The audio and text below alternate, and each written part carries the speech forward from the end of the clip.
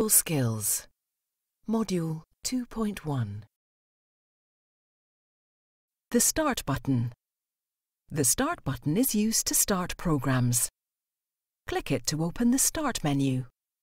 You can then work your way through the menu system to find and start the desired program. The System tray.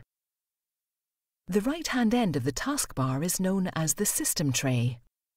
It will probably contain a clock and some other small icons that represent system programs that are running. The Task button. The taskbar is used to keep track of which programs you've started. A button for each program that's running will appear in the taskbar. Click any of these buttons to change to that program.